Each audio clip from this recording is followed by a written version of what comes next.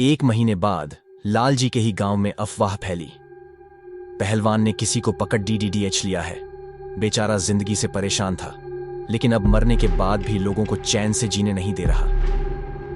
गांव के चौक पर एक आदमी घुटनों में सिर दिए बैठा था। चारों ओर भीड़ इकट्ठी थी। जब उससे पूछा गया कि उसे क्या चाहिए, तो उसने सिर्फ एक ही बात कही, लालजी से कह दो दारू पिला दें, मैं चला जाऊंगा। गांव वाले जानते थे कि वह लालजी के हाथ से ही दारू क्यों चाहता था, मगर अब इस मुसीबत को टालने का कोई उपाय नहीं दिख रहा था। जब कुछ लोगों ने उसे जबरदस्ती हटाने की कोशिश की, तो उसने अपनी भयंकर ताकत का प्रदर्शन किया। एक को झटके में उछालकर दूर फेंका, दूसरे को जमीन पर पटक दिया और फिर वहीं चौक पर पलथी मारकर बैठ गया। जब तक लालजी से दारू नहीं पीऊंगा, यहां से नहीं जाऊंगा। उसकी आवाज किसी गहरी गुफा से गूंजने जैसी लग रही थी। गांव में डर का माहौल बन गया। कोई भी उसके पास जाने की हिम्मत नहीं कर रहा था। आखिरकार लोगों ने लालजी को बुलाने का फैसला किया। लालजी को जैसे ही बुलाया गया, उनके मन में एक अजीब सा डर समा गया, लेकिन इस बार उन्होंने बिना हिचकिचाहट जाने का फैसला किया। शायद उनके पास भी कुछ सवालों के जवाब जानने का यही एक मौका था। चौक पर पहुंचते ही वह डरावनी परछाई जैसी आकृति, जिसे सब पहलवान कह रहे थे, लालजी को देखते ही अजीब सी खुशी से चीख पड़ी। आओ लालजी, देखो ये लोग मुझे मारने की कोशिश कर रहे थे। लालजी को उसकी चालाकी समझ में आ रही थी। क्यों परेशान कर रहा है सबको? दारू किसी और से भी ले सकता है, मुझे क्यों सताने पर तुला है? नहीं, तुम्हारे हाथों से ही मुझे तृप्ति मिलती है। पहलवान की आवाज अब और ज्यादा डरावनी हो गई थी। अब लालजी को भी गुस्सा आ गया। क्यों मारा इन लोगों को? अगर पहलवानी करनी थी तो अखाड़े में करते। पहलवान एक ठंडी हंसी हंसा। लालजी, अखाड़े में जिंदा लोग जाते हैं, मैं वहां नहीं जा सकता। लालजी सिहर उठे। उन्हें समझ आ गया कि वे किससे बात कर रहे हैं। गांव के लोग डर से कांप रहे थे। लालजी, इसे दारू दे दो और हटा दो यहां से। कोई तांत्रिक भी नहीं है जो इससे छुटकारा दिला सके, भीड़ में से किसी ने कहा।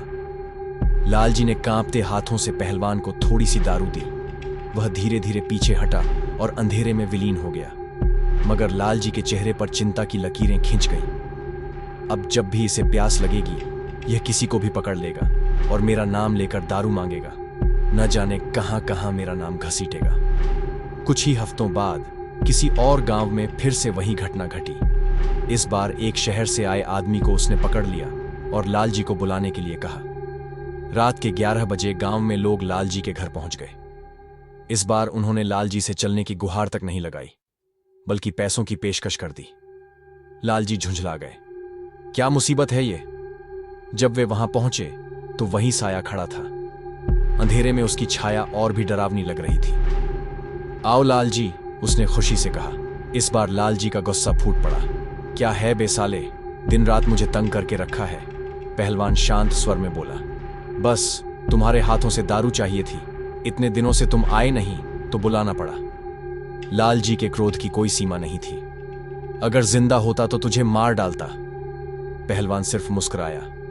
मरने का दुख मुझे भी है लालजी, लेकिन मेरी तृष्णा अधूरी रह गई है। बस एक घूंट और, फिर चला जाऊंगा।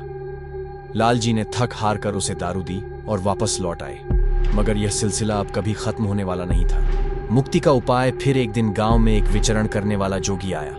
वह सीधे लालजी के घर पहुंचा। लालजी, क्या आप मेरे साथ बाहर चलेंगे? जोगी ने आग्रह किया। लालजी को लगा कि यह फिर किसी नई मुसीबत का बुलावा है, लेकिन इस बार बात कुछ अलग थी। जोगी उन्हें एकांत में ले गया और कहा, मैंने एक साया देखा है, वही पहलवान।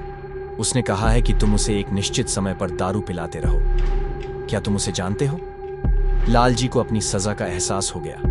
उन्होंने पूरी कहानी जोगी को बता दी। जोगी ने गंभीरता से सुना और कहा, मैं तुम्हें इससे छुटकारा दिला सकता हूं, लेकिन तुम्हें मेरे साथ एक जगह चलना होगा और दारू की एक बोतल लेकर आनी होगी। लालजी के लिए यह किसी चमत्कार से कम नहीं था। वे तुरंत तैयार हो गए। रात को जोगी ने लालजी को उस स्थान पर शराब की बोतल रखने को कहा जहां पहलवान की आत्मा मंडरा रही थी। लालजी ने वैसा ही किया।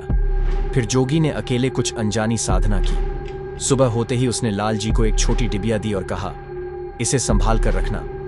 जब भी कभी तुम्हें पहलवान से कोई काम करवाना हो, इसे खोलकर थोड़ी सी शराब पिला देना। लेकिन ध्यान रखना, इस डिबिया को कभी खाली मत करना। लाल जी और उनके बड़े भाई ने डर से उस डिबिया को लेने से मना कर दिया। उन्होंने जोगी को नए वस्त्र भेंट किए, जिसे उसने खुशी से स्वीकार किया और फिर वहां से चला गया। लाल जी के लिए वह किसी देवता से कम नहीं था। उस दिन से लाल जी ने कसम खाई कि वे कभी भी आलस्य को खुद पर हावी नहीं होने देंगे।